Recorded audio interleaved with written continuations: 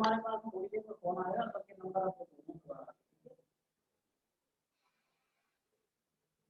हाँ ठीक है, अभी आपके पास थोड़ी देर में कॉल आ रही है सभी के पास में एक बार। हाँ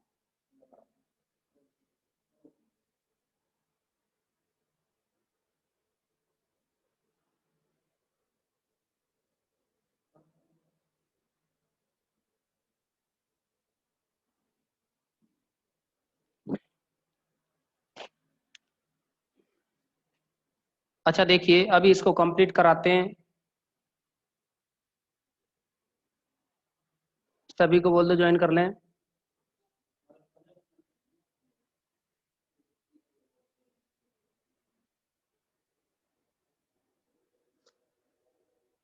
तो देखिए इसमें यहां बताया आपको कि B belongs to H1 intersection H2। देखिए ये तो लिख दिया था, यदि पहली बार हम लेके चले थे कि A है वो H1 इंटरसेक्शन H2 में है। अगर A H1 इंटरसेक्शन H2 में है तो A H1 में भी होगा और A H2 में भी होगा। इसी के साथ यहाँ B की बात करें तो B H1 इंटरसेक्शन H2 में लेके चले तो B H1 में भी होगा और B H2 में भी होगा। तो अब देखिए यहाँ A H1 में है और B H1 में है, और यहाँ जो H1 है वह है G का उपग्रुप है। देखो H1 G का उपग्रुप है और A belongs to H1, B belongs to H1, तो ये लिखा ना A belongs to H1, B belongs to H1। अब ये H1 अगर G का उपग्रुप है तो H1 क्या है, समृद्ध की कंडीशन को सेटिस्फाई करेगा। मतलब यहाँ A B belongs to H1 होगा, A B belongs to H1, समृद्धता की कंडीशन यही है। ए H1 में बिलोंग कर रहा है, बी H1 में बिलोंग कर रहा है, तो ए भी बिलोंग करेगा H1 में समृद्ध की कंडीशन के अकॉर्डिंग। ठीक उसी प्रकार से H2G का उपग्रुप है तथा A belongs to H2, B belongs to H2, A belongs to H2, B belongs to H2 implies, देखिए A H2 में है और B H2 में है तो ये बनेगा A B belongs to H2। अब देखो यहाँ चूंकि ए बी एलिमेंट है वो H1 में है और ए बी एलिमेंट है वो H2 में है, ए बी बिलोंग्स टू H1 तथा A B belongs to H2। तो देखिए यही एलिमेंट ए बी H1 में है और यही ए बी एलिमेंट है वो H2 में है। इसका मतलब ए बी जो एलिमेंट है वह इनके इंटरसेक्शन वाले भाग में होगा, तभी ए बी एलिमेंट H1 में होगा और H2 में होगा। तो हम यहाँ ये कह सकते हैं कि ए बी बिलोंग्स टू H1 तथा A B belongs to H2। This implies AB belongs to H1 intersection H2। तो देखिए आपने जो प्रूव किया कि ए बी है वो H1 में है, ए बी है वो H2 में है, तो ए बी आ गया H1 इंटरसेक्शन H2 में। अब देखना यहाँ हम लेके चले थे, अतः A belongs to H1 intersection H2 और B बिलोंग्स टू भी क्या है, H1 इंटरसेक्शन H2 है। और देखिए ए H1 इंटरसेक्शन H2 में, बी है वो भी H1 इंटरसेक्शन H2 में, लेकिन आया क्या, ए बी है वो आ गया H1 इंटरसेक्शन H2 में। तो इसके आधार पर हम कह सकते हैं कि ये जो H1 इंटरसेक्शन H2 है वह भी G का एक उपग्रुप होगा। और देखिए H1 इंटरसेक्शन H2 G का उपग्रुप होगा, लेकिन इसके लिए कंडीशन क्या है कि थोड़ी देर पहले जो थ्योरम कराई थी हमने 3rd नंबर की, उसमें था A belongs to H, B belongs to H implies A B belongs to H। तो उपग्रुप सिद्ध करने के लिए ये कंडीशन थी अभी थोड़ी देर पहले जो थ्योरम कराई थी। तो अब यहाँ हम इस थ्योरम इस वाले स्टेटमेंट को काम में लें तो देखिए A belongs to H1 intersection H2, B belongs to H1 intersection H2 implies A B belongs to H1 intersection H2 हो गया। तो हम ये कह सकते हैं तब H1 इंटरसेक्शन H2 ग्रुप जी का एक उपग्रुप होगा।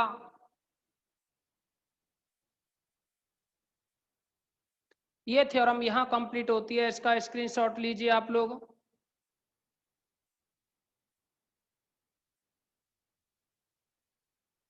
अब देखो इसके बाद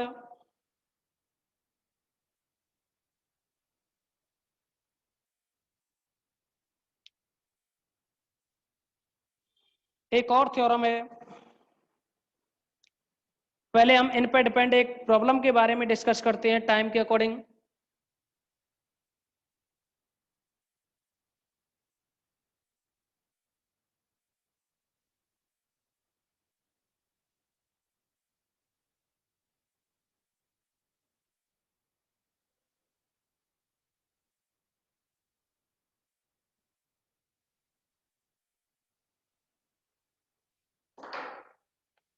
देखिए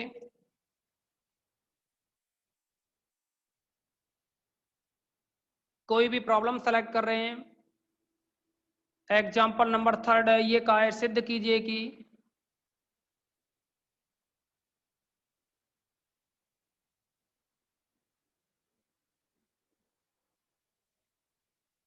सिद्ध कीजिए कि H is equal to A plus iota B, जहां ए बी बिलोंग कर रहे हैं क्यू में से, समूह सी प्लस का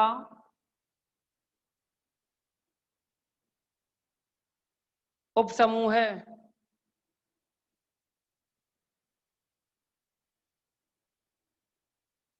तो देखिए H जो दे रखा है उसको ग्रुप जी की जगह तो आपके लिए सी दे रखा है, और H की जगह है वो ये वाला मान है।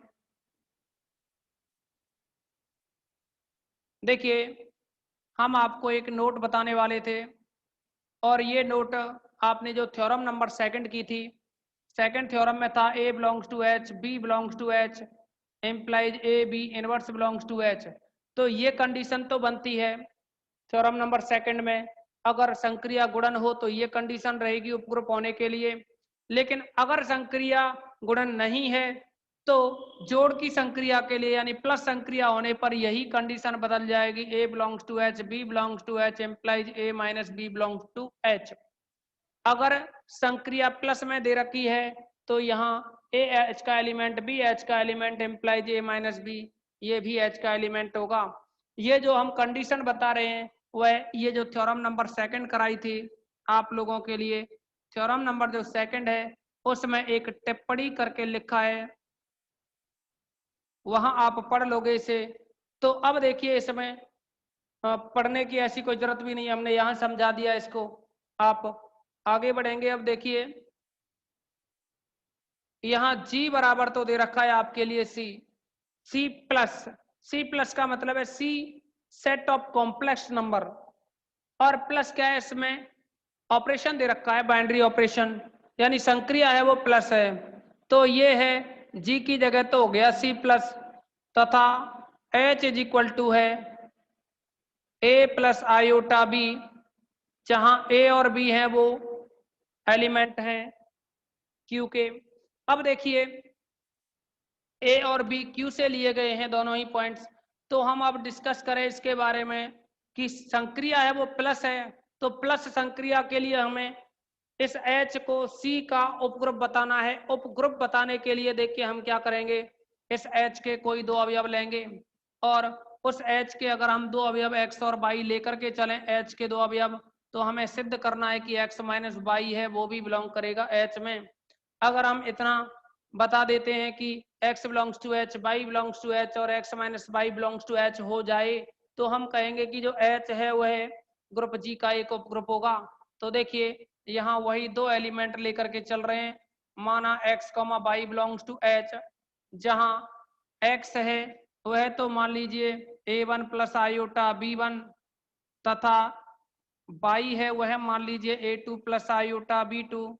लेकिन a1 और b1 a2 और b2 हैं, ये जो एलिमेंट हैं वो लिए गए हैं q में से, क्योंकि यहाँ a और b q के एलिमेंट हैं, तो a1 b1 भी किसके होंगे, जहां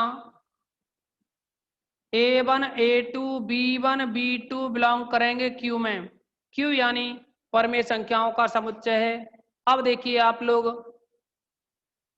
अब अगर हम x माइनस वाई निकालें तो x की जगह तो है ये a1 plus iota b1, minus Y की जगह है ये a2 प्लस आयोटा b2। तो देखिए ये बन जाएगा, रियल पार्ट एक साइड में लिखो, a1 माइनस का a2 प्लस आयोटा कॉमन, तो ये बन जाएगा B1 माइनस का B2, तो ये हो गया A1 minus A2 plus iota B1 minus B2। तो देखिए आप लोग देखेंगे यहाँ A1 A2 B1 B2 परमेय संख्याएं हैं। तो देखिए दो परमेय संख्याओं का अंतर भी एक परमेय संख्या ही होता है, मतलब A1 A2 परमेय है तो A1 माइनस A2 भी परमेय होगा ना। ऐसे ही B1 माइनस B2 भी क्या होगा, परमेय होगा। तो देखिए अगर ये दोनों परमेय संख्याएं हैं तो हम ये कह देंगे कि ये बिलोंग करेगा H में, क्योंकि H में वे सभी एलिमेंट आ रहे हैं जिनमें ये ए बी हैं, वो परमेय संख्याएं हैं। तो यहां हम ये कह सकते हैं कि x माइनस बाई है, x माइनस बाई है वो बिलोंग करेगा H में, क्योंकि A1 माइनस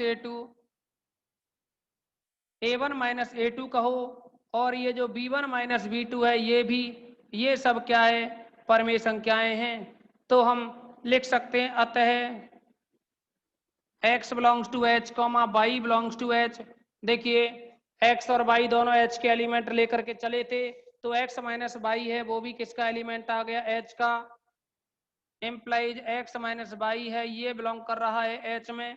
तो अब हम ये कह सकते हैं कि देखिए इस कंडीशन के अकॉर्डिंग हम ये कह सकते हैं कि जो h है वो है C प्लस का एक उपग्रुप है, तब h ग्रुप C प्लस का एक उपग्रुप है।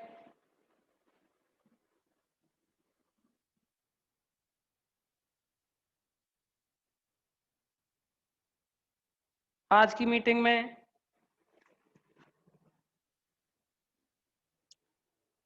अच्छा देखिए अभी एक और प्रॉब्लम के बारे में डिस्कस कर लेते हैं।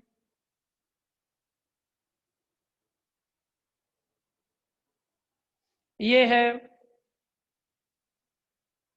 एग्जाम्पल नंबर 4 है, इसके बारे में बताएं आप लोगों को, पहले इसका स्क्रीनशॉट लीजिए। इसका स्क्रीनशॉट ले लीजिए सभी। एक और प्रॉब्लम डिस्कस करेंगे अभी हम।